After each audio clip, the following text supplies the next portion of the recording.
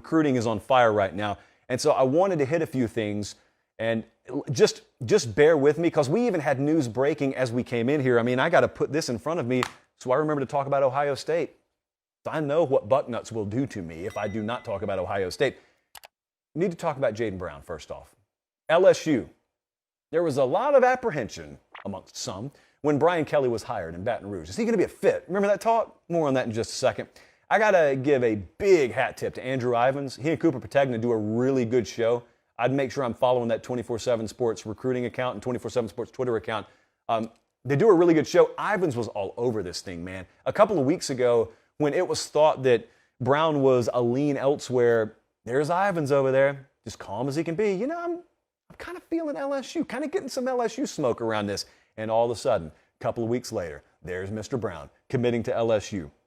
Now, he's a high 4-star receiver. I got some feedback on him. But first, I just want to reiterate that whole fit thing about Brian Kelly, whether or not he has an authentic losing accent or not, it doesn't matter. If he can recruit, then he can win. And if he wins, then he's a fit. The end. That's the last sentence in the book, last chapter. I got some intel on Mr. Brown there. They tend to believe he will improve immensely. He's one of those guys that will disproportionately benefit from being in an SEC strength and conditioning program. Because as good as he is right now, he's a top popper. You know, very, very good straight line speed, can run the fly route all day on you, can play at this level right now. Got speed to play at this level right now. Probably a little overwhelmed from the physical aspect, but it's not something that he's maxed out at. In fact, he hasn't even scratched the surface of. So when they get him down there and they put him in that strength and conditioning program, he will explode there. And the short to intermediate route game, when he gets that down, that'll be a guy who looks very much the same as this conveyor belt of receivers that LSU has run off down there for the last several years. What about Oregon? Devonte Moore. This was a huge one over the weekend. Devonte Moore's the 5-star quarterback from Michigan, from Detroit, actually. We saw him recently at Elite 11, commits to Oregon. Turns out Oregon made really good work of that trip by Mr. Moore to the West Coast recently. I'm old enough to remember when it felt like he was going to Michigan, or if he wasn't going to Michigan, he was going to Notre Dame. LSU was briefly in this thing, A&M, but it's Oregon. It's Dan Lanning, it's Kenny Dillingham, and those guys out at Oregon that end up locking him down. You can't overstate how huge this is for them now. His game, when you listen to our evaluators and you listen to even some of the NFL guys who have looked at him, they talk about two things. Number one, technically, his game is a little advanced relative to even some of the other elite quarterbacks out there. It's why I don't think our recruiting guys have just resigned themselves to Arch Manning being our number one quarterback. I still think that's very up in the air. Devonte Moore could very well be in the running for that. The second thing they say is you look at him physically. He's there. He's college ready. And I stood about 2 feet from him and talked to him last week, interviewed him actually, and can confirm that. Really physically imposing, really physically impressive. The polish on the game, it's not something where you look at him and say, ooh, man, he's raw. Ooh, 2 years minimum. Redshirt him, that's not the situation. He'll be able to compete immediately at Oregon. Huge get for Dan Lanning. Think about this. My big question, and I think yours too, when Dan Lanning, a defensive coordinator, goes from Georgia to Oregon, is the same as when Brent Venables goes from Clemson to Oklahoma. These defensive guys, these lifers on the defensive side of the ball, will they be able to attract elite quarterback talent? Well, short answer, yeah, pretty easily. We got Jackson Arnold, Elite 11 MVP, committed to Oklahoma, and then we got Devonte Moore, who is in the running to be the top quarterback in the country overall, committed to Oregon. Two defensive-minded coaches having no problem whatsoever recruiting elite quarterback talent. Jaden Wayne. We talked about him at the beginning of the show. Now I just want to talk about the player for a second, not talk about the off-the-field, on-web drama. This is Miami's second highest-rated commit right now. He's a top 50 edge guy. I told you he's from IMG. You know all that about him. I did not know this, though. IMG plays him at receiver some. Tight end receiver, so much so that, there's been some talk in the industry about listing him at that position. Well, the reason I say that is because in the evaluator's mind, you look at that and you say, he's already that good. He's not really even focused on that position exclusively. He also plays basketball. So there is a strong consensus from evaluators that when he gets to Miami and he's just focused on that position alone, as much as he's already highly rated and as good as he already looks, as big as he already is, probably another notch or two that he can take it up just by being focused solely on that position. Miami is going to, I think, at this point, easily sign the highest rated class they've had in the 24/7 era. I saw David Lake on Inside the U earlier today. I think he wrote that very thing. They are now easily on track under Mario Cristobal in his first full cycle to sign their highest rated class. How there was ever any doubt about that is beyond me. We move on. Peter Woods to Clemson. This happened a couple of days ago. This one's really big. There's nothing hidden about this. I know when you see a 5-star defensive player from Birmingham not going to Alabama, you think, what's the deal? Character? Grades? None of that. He wanted to play at Clemson more than he wanted to play at Alabama. Now, that's one thing that appears on the surface to be true right now.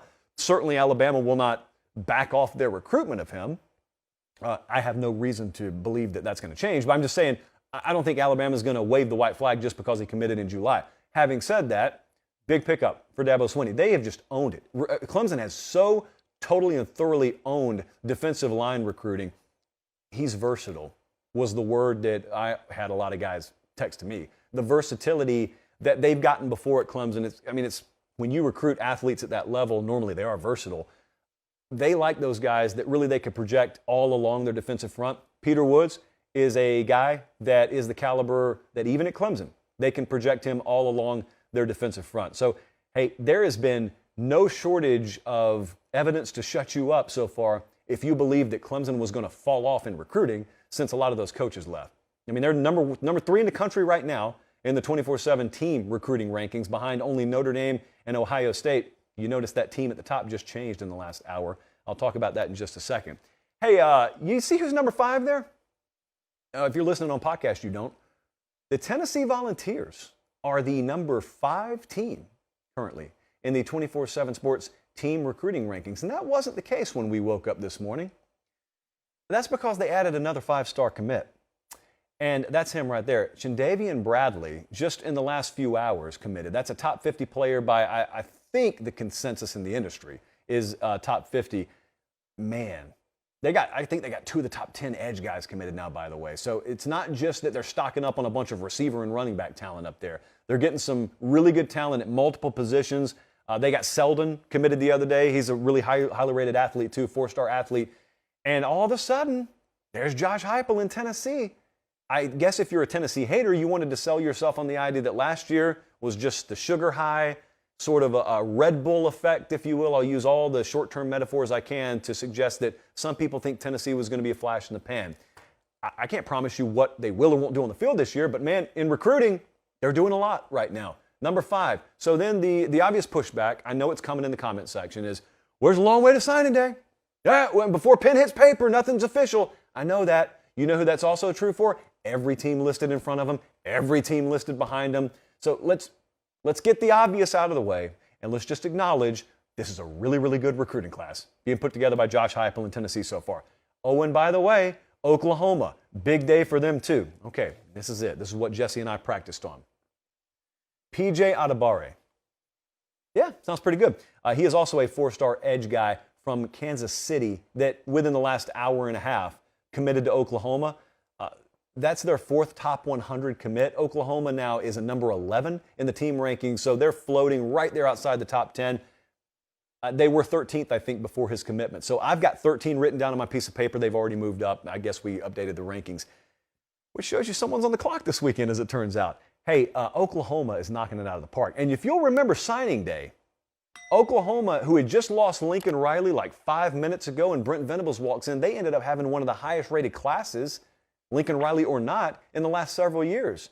So now we get to see the follow-up. And if early indications are any indication, a little redundant, I think it looks good. Okay, good news. I remembered to talk about Ohio State. The Buckeyes, as of about an hour ago, have the number 1 class in the country. They added Jaden Moore. He is a top 10 defensive lineman nationally. Number 1 class in the country. You want to know how? If I can give you a padlock stat so far as to how Ryan Day and his staff have gotten that number 1 class in the country. One way is just have Heartline on the staff, period.